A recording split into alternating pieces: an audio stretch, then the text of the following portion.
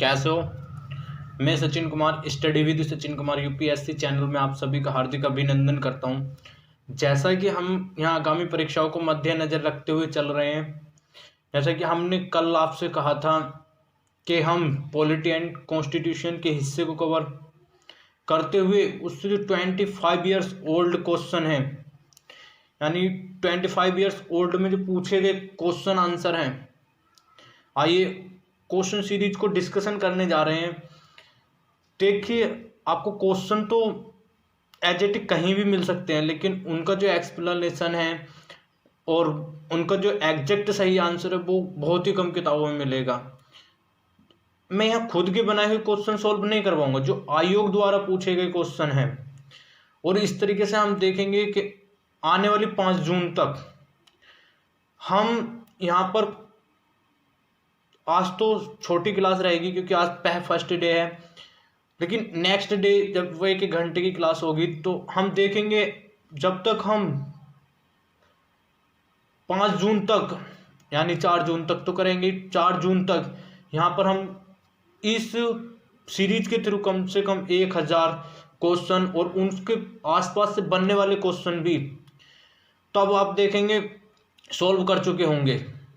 जब हम इतने सारे क्वेश्चन सॉल्व कर लेंगे तो आप जानते हैं कि जो 49 का कट ऑफ जाता है, 1-2 नंबर से आदमी बंदा बाहर हो जाता है, तो उसको किस तरीके से अपन मतलब एक वे में तैयारी करेंगे तो आने वाले क्वेश्चन जो रिपीट क्वेश्चन होते हैं उनको एग्जैक्ट सही कर पाएँ। और यहाँ मेरे साथ जुड़ेंगे आप तो मैं दिखाऊंगा आपको एजेटिक लाइन और एजेटिक क्वेश्चनों में क्या गड़बड़ है और क्वेश्चनों की गड़बड़ आंसरों में क्या गड़बड़ आती है। आइए तो समझने की कोशिश करते हैं और चलते हैं अपनी टेस्ट। ये एक तरीके से टेस्ट नहीं है, ये आयोग द्वारा है, आप अपने हिसाब से सॉल्व करिएगा और देखिएगा क्यों आईएएस में 49 की कट ऑफ जाती है।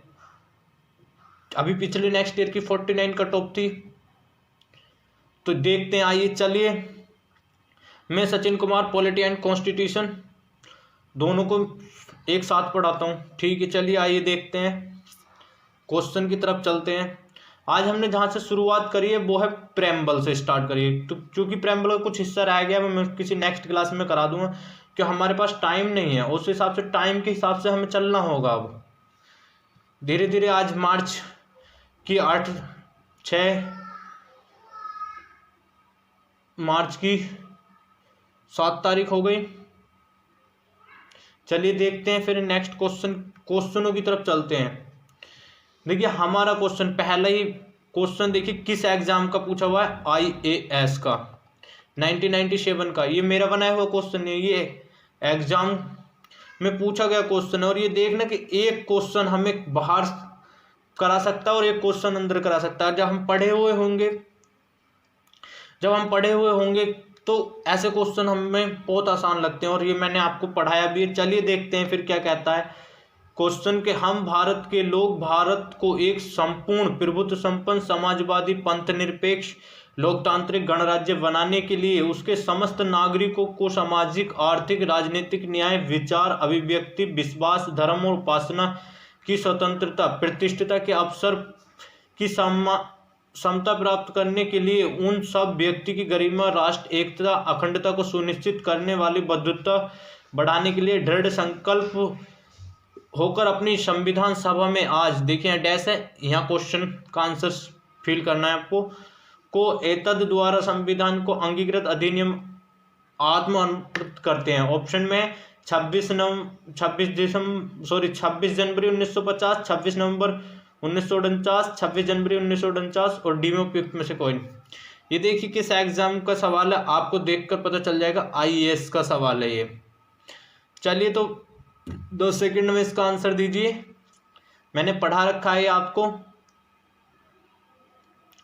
इसका सही आंसर होगा 26 नवंबर 1949 को ही। तो अब एक चीज मानिए, एजेटिक्स मैंने आपको पीछे जब लेक्चर करा रहा था तो ये बताया था, अगर ये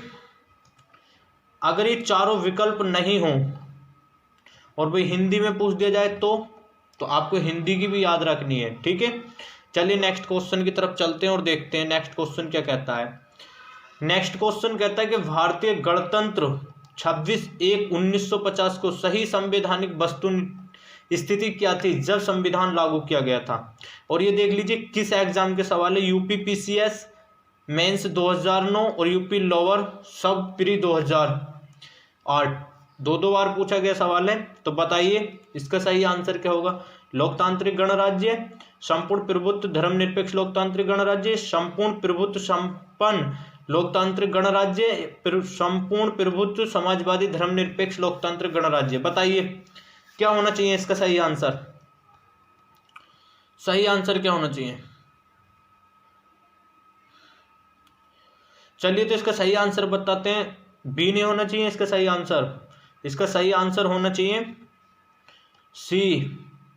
वो क्यों आई बताता हूं क्यों होना चाहिए इसका सही आंसर। क्योंकि ये देखिए थोड़ा सा दिमाग लगाइए, ये क्या पूछ रहा है कि 1950 को सही वस्तुनिधि क्या थी। भाई 1949 को थी ये, लेकिन 1950 पूछ रहा है ना ये क्वेश्चन को देखिए यही एक एक आप देखेंगे कि जब इतने सारे मेरे साथ क्वेश्चन सोल्व करेंगे और मैं कराऊंगा। आज तो शुरुआत है तो छोटी क्लासेस रहेगी, लेकिन जब नेक्स्ट क्लासों में विद एक्सप्लेनेशन, ऐसा एक्सप्लेनेशन के आखिर बहुत किताबी पब्लिकेशनों की देख लीजिए उनमें सही आंसर नहीं है। चलिए नेक्स्ट क्वेश्चन देखते हैं। फिर नेक्स्ट क्वेश्चन क्या कहता है कि भारत के संविधान निर्माताओं का मत किसमें प्रतिबिंबित है। और ये देखिए किस एग्जाम का सवाल है, आईएएस 2017 कब का है, आईएएस 2000 लेटेस्ट सवाल है। चलिए बताइए, और इसका सभी 100% सही आंसर देंगे, किसी का भी आंसर गलत नहीं होना चाहिए। क्या है इसका सही आंसर है उद्देशिका। क्या इसका सही आंसर उद्देशिका इसका सही आंसर है। चलिए नेक्स्ट क्वेश्चन देख लेते हैं। ये देखिए बहुत ही मजे का सवाल है, जिसने प्रस्तावना को पढ़ा होगा वो इसका एग्जैक्ट आंसर 10 सेकेंड में आंसर दे देगा। क्या कहता है, भारत के संविधान में प्रस्तावना में कितने प्रकार का न्याय, स्वतंत्रता, समानता और भ्रातृत्व उसी क्रम में उल्लेख किया गया है। देखिए जिसने प्रस्तावना को पढ़ा होगा, और मैंने आपको पढ़ाया था, आपने ध्यान दिया होगा, तो ऐसे सवाल को कितनी देर लगी। और ये देखिए किस एग्जाम का सवाल है, यूपी पीसीएस 2018 का लेटेस्ट सवाल है प्री का। तो बताइए इसका सही आंसर क्या होगा। क्या होगा इसका सही आंसर बताइए। इसका सही आंसर होगा हमारा, देखिए न्याय कितने प्रकार का वर्णित है, 3 प्रकार का, आर्थिक, सामाजिक और राजनीतिक न्याय। ठीक है। स्वतंत्रता कितने प्रकार की हमारे संविधान में, 5 प्रकार की। और समानता कितनी है, 2 प्रकार की, इक्वेलिटी। ये तो मैंने आपको सब पढ़ाया था। और भ्रातृत्व जो वो शब्द नहीं है, वो 1 प्रकार का है। तो इसका सही आंसर क्या हो जाता है हमारा 3, 5, 2, 1, यानी पहला ही ऑप्शन करेक्ट है। चलिए नेक्स्ट क्वेश्चन समझते हैं। नेक्स्ट क्वेश्चन क्या कहता है। नेक्स्ट क्वेश्चन कहता है भारतीय संविधान की प्रस्तावना के सिलसिले में कौन सा क्रम सही है। ये देखिए किस एग्जाम का सवाल है। मैंने कहा ना हर स्टेट का सवाल 25 ईयर्स का यहाँ सोल्व कराएंगे हम। ये देखिए किस सवाल किसका है, 42 बीपीएससी प्री 1997 और 40 भी बीपीएससी प्री 1995 में पूछा गया। बताइए इसका सही आंसर क्या होगा। गणतंत्र, जनवादी, धर्मनिरपेक्ष, समाजवादी, सार्वभौमिक, सत्ता संपन्न, समाजवादी, जनवादी, धर्मनिरपेक्ष, गणतंत्र। देखिए ये क्वेश्चन जो बनाया गया है ये एग्जैक्ट संविधान की लैंग्वेज नहीं है, जो बिल्कुल एग्जैक्ट संविधान में वो नहीं है। अब आप इसको आयोग को चुनौती नहीं दे सकते। आयोग साफ साफ क्या देता है कि हम लैंग्वेज संविधान की यूज करें नहीं करें, लेकिन संविधान के शब्दों को क्रम में दे देंगे। तो बताइए इसका क्या होगा। इसका सही आंसर क्या होगा, सार्वभौम, सत्ता संपन्न, समाजवादी, धर्मनिरपेक्ष, जनवादी, गणतंत्र। बताइए इसका क्या आंसर होगा। इसका अपना सही आंसर होगा, इसका सही आंसर होगा, सॉरी दोस्तों, इसका सही आंसर होगा डी। क्योंकि सार्वभौमिक, सत्ता संपन्न क्या होता है समाजवादी, धर्मनिरपेक्ष, जनवादी क्या होता है लोकतंत्र, और गणतंत्र है ही। चलिए नेक्स्ट क्वेश्चन को देखते हैं क्या कहता है नेक्स्ट क्वेश्चन। ये देखिए ये सवाल को देखिए कितनी जगह पूछा गया। झारखंड पीसीएस 2016 में, यूपी पीसीएस मेंस 2017 में, पहले यूपी पीसीएस मेंस ऑब्जेक्टिव होता था ना, बीपीएससी प्री 2016 में, यूपीपीसीएस मेंस 2000, और भी काफ़ी जगह पूछा गया है दोस्तों। ये टाइपिंग करना मैंने इतना ही रहने दिया क्योंकि इसी से आपको आइडिया लग सकता है कि क्या है ये। क्या कहता है सवाल, कहता है निम्नलिखित शब्दों में से कौन सा शब्द 42वें संवैधानिक संशोधन द्वारा प्रस्तावना में जोड़े गए। और ए में समाजवाद, बी में ग्राम स्वराज, और पंथ निरपेक्ष, प्रभुत्व, संपूर्ण प्रभुत्व, संपन्न। सही उत्तर का चयन करके सही कूट का प्रयोग करिए। और ये आईएएस 2021 में भी सवाल पूछा गया है, आप नहीं हो तो चेक कर सकते हैं। बताइए इसका सही चयन, सही कूट क्या होगा, बताइए फटाफट। 42वें संविधान संशोधन द्वारा प्रस्तावना कौन कौन से शब्द जोड़े गए हैं, बताइए। देखिए ऐसे सवाल सोल्व करने के लिए एक ट्रिक यूज करिए। जैसा कि हमें पता है ग्राम स्वराज तो जुड़ेगा नहीं, ग्राम स्वराज, आज मैं एक ट्रिक बताता हूँ ऐसे सवाल सोल्व करने के, क्योंकि ग्राम स्वराज तो हमारा किसका हिस्सा है, ग्राम स्वराज किसका हिस्सा बताइए, डीपीएसपी का। तो ये तो होने का नहीं है। जब हमारा सेकंड नहीं है तो इसमें देख लेते हैं, एनिमेशन मेथड यूज करते हैं। जब सेकंड नहीं है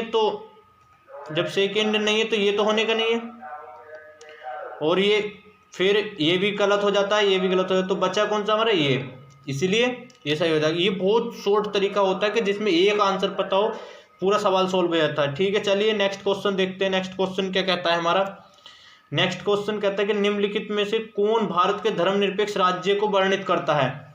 मौलिक अधिकार, संविधान की प्रस्तावना, नवी अनुसूची, ये राज्य की नीति निर्देशकता। तो बताइए फटाफट क्या होगा इसका सही आंसर, बताइए क्या होना चाहिए इसका सही आंसर। यूपीपीसीएस मेंस 2005 का पूछा हुआ क्वेश्चन है ये, कौन सा का 2005 का पूछा हुआ, 2005 का क्वेश्चन पूछा हुआ है ये।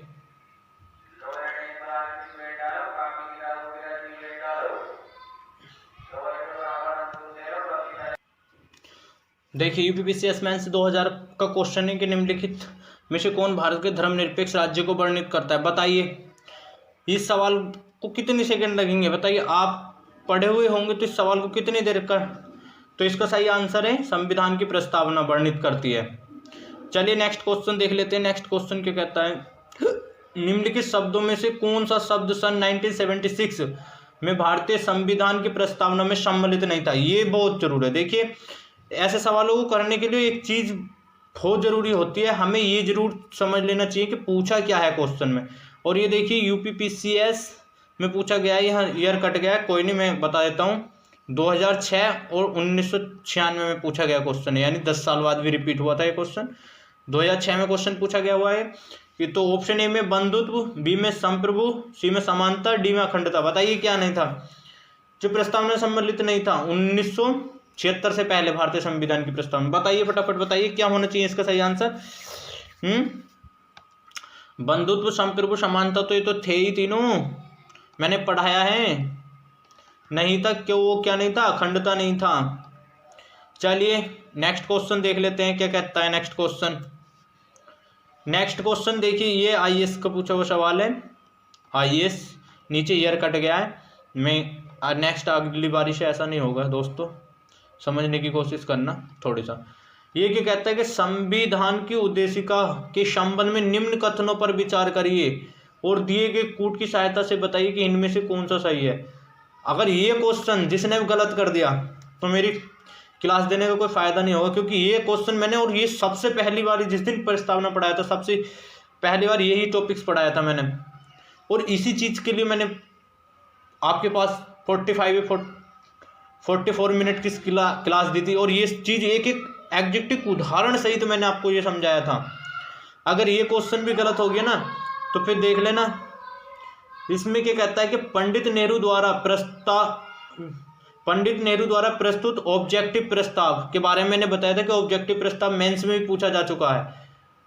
अंतोगत व उद्देशिका बना, और दूसरा इसकी प्राकृतिक न्याय योग यानी जुडिशल नहीं है, ये भी मैंने आपको बताया था। इसका संशोधन नहीं किया जा सकता, संविधान के विशिष्ट प्रावधानों में ये रद्द नहीं कर सकता। बताइए फटाफट, 20 सेकंड लीजिए, आईएएस का पूछा हुआ क्वेश्चन है, फटाफट क्या लगता है बताइए। और ये भी देख लिए ट्रिक्स लग रही है इसमें, अगर एक गलत है ना तो समझ सकते हो, आंसर निकाल सकते हो। एक पता है, एक भी पता है तो बता सकते हो। और ये मैंने कराया है, ये सवाल गलत हो गया तो फिर गड़बड़ हो जाएगी दोस्तों। मैंने पढ़ाया है फुल। चलिए तो मैं बताते हैं। देखिए, पंडित नेहरू ऑब्जेक्टिव प्रस्ताव तो सही था।